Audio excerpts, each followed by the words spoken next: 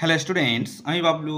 Welcome to my YouTube channel WB study point. আজ আমরা আলোচনা করব তোমাদের গণিত বিষয়ের, অর্থাৎ এটা তোমরা সপ্তম ষষ্ঠ থেকে শুরু করে দশম শ্রেণী পর্যন্ত সমস্ত শ্রেণীকক্ষের জন্য খুবই গুরুত্বপূর্ণ যে ত্রিভুজ কি, ত্রিভুজের শ্রেণীবিভাগ এবং বিভিন্ন প্রকার ত্রিভুজের চিত্রসহ ব্যাখ্যা, এগুলো কিন্তু প্রায়শই পরীক্ষায় এসে থাকে। অর্থাৎ এর থেকে লিখতে দিতে পারে যে কোনটা কি ত্রিভুজ, তোমরা সেটা চিহ্নিত করো। তার জন্য কি আমাদের ত্রিভুজ সম্পর্কে একটি সঠিক ধারণার প্রয়োজন। তো আজকের ভিডিওতে আমি সেই ত্রিভুজ নিয়েই আলোচনা করব। তোমরা ভিডিওটি মনোযোগ সহকারে দেখো, আশা করি তোমাদের অনেকটাই কাজে লাগবে। তো সর্বপ্রথম আমরা জেনে নেব ত্রিভুজ কাকে বলে। দেখো, তিনটি সরলরেখা দ্বারা আবদ্ধ সমতলিক চিত্র বা ক্ষেত্রকে ত্রিভুজ বলে। অর্থাৎ চিত্র বা ক্ষেত্র লিখেছি কেন? চিত্র মানে আমরা যেটা খাতায় ছবিটি অঙ্কন করেছি সেটা হচ্ছে চিত্র, আর ক্ষেত্র হচ্ছে যদি আমরা কোথাও গিয়ে দেখি কোনো একটা স্থানে যদি একটা এরকম তিন কোণা জিনিস দেখি, সেটাকে আমরা দেখেই বুঝতে পারবো যে এটা ত্রিভুজ। সেই জন্য আমি চিত্র বা ক্ষেত্র দুটো কথাটি উল্লেখ করেছি। এবার দেখো, ত্রিভুজকে বাহুর দৈর্ঘ্য ও কোণের ভিত্তিতে শ্রেণীবিভাগ করা যায়। অর্থাৎ দুই ভাগে ভাগ করা যাচ্ছে, একটা হচ্ছে বাহুর দৈর্ঘ্যের ভিত্তিতে আর একটা হচ্ছে কোণের ভিত্তিতে। সেই বাহুর দৈর্ঘ্যের ভিত্তিতে আবার ত্রিভুজ তিন প্রকার আছে: সমবাহু ত্রিভুজ, সমদ্বিবাহু ত্রিভুজ আর বিষমবাহু ত্রিভুজ। তো আমরা সর্বপ্রথম আগে সমবাহু ত্রিভুজটি দেখে নেব। দেখো, যে ত্রিভুজের তিনটি বাহুর দৈর্ঘ্যই সমান। দেখো, সম মানে সমান, বাহু মানে হচ্ছে তাদের যে সাইডগুলো থাকে সেইগুলো হচ্ছে বাহু। তাই বলেছে যে ত্রিভুজের তিনটি বাহুর দৈর্ঘ্যই সমান তাকে সমবাহু ত্রিভুজ বলে। তিনটি বাহু সমান তাই এর তিনটি কোণের মানও সমান হয়। অর্থাৎ তিনটি বাহু সমান হলে সেই ত্রিভুজের তিনটি কোণের মানও সমান হচ্ছে, অর্থাৎ প্রত্যেকটি কোণের মান 60 ডিগ্রি। কারণ আমরা জানি ত্রিভুজের তিন কোণের সমষ্টি 180 ডিগ্রি।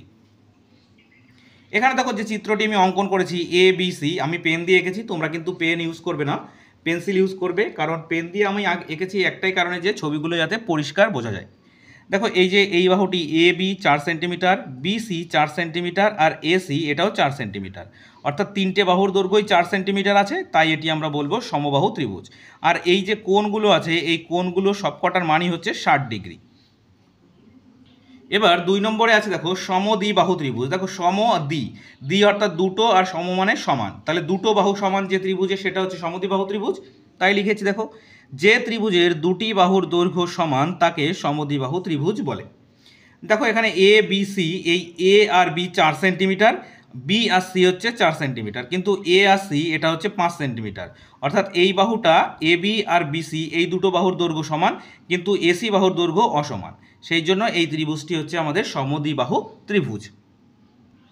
এবার নেক্সট আছে দেখো বিষমবাহু ত্রিভুজ। বিষম অর্থাৎ সমান নয়। যে ত্রিভুজের তিনটি বাহুই পরস্পর অসমান তাকে বিষমবাহু ত্রিভুজ বলে। দেখো, এখানে চিত্রটি দেখো, প্রথমে AB 3.5 সেন্টিমিটার, BC 5 সেন্টিমিটার আর AC হচ্ছে 4 সেন্টিমিটার। তিনটে বাহুর দৈর্ঘ্যই অসমান, সেই জন্য এই ত্রিভুজটিকে আমরা কি বলতে পারি না? বিষমবাহু ত্রিভুজ। তো এই যে ত্রিভুজ তিনটে ছিল, এটা হচ্ছে বাহুর ভিত্তিতে, অর্থাৎ কোনোটা সমান, কোনোটা অসমান, কোনোটাই দুটো সমান, সেই ভিত্তিতে। এবার আমরা যে ত্রিভুজগুলো দেখব সেগুলো হচ্ছে কোণের ভিত্তিতে। দেখো, কোণ ভেদে ত্রিভুজ তিন প্রকার। একটা হচ্ছে সমকোণী ত্রিভুজ। সমকোণ অর্থাৎ যে কোণের মান 90 ডিগ্রি হয় তাকে বলি আমরা এক সমকোণ। তাহলে ত্রিভুজটি কীরকমভাবে হবে? যে ত্রিভুজের একটি কোণ সমকোণ অর্থাৎ 90 ডিগ্রি তাকে সমকোণী ত্রিভুজ বলে। একটি কোণ 90 ডিগ্রি হতে হবে, কারণ কি আমরা জানি একটি ত্রিভুজের তিনটি কোণের মান হচ্ছে 180 ডিগ্রি। ঠিক আছে, তো একটি কোণ সমকোণ হলে সেটা হচ্ছে সমকোণী ত্রিভুজ। একটি কোণ 90 ডিগ্রি। আমি যদি বলি তিনটি কোণই 90 ডিগ্রি হলে সমকোণী ত্রিভুজ, তাহলে কিন্তু ভুল। কারণ দেখো, এই 3টে 9 যোগ করলে হচ্ছে 27, 270 ডিগ্রি। কিন্তু আমরা জানি কি ত্রিভুজের তিন কোণের সমষ্টি কত? 180 ডিগ্রি। তাই যে ত্রিভুজের একটি কোণ সমকোণ অর্থাৎ 90 ডিগ্রি তাকে বলা হচ্ছে সমকোণী ত্রিভুজ। তো দেখো, ABC এই যে কোণটা আছে, এই কোণটার মান 90 ডিগ্রি।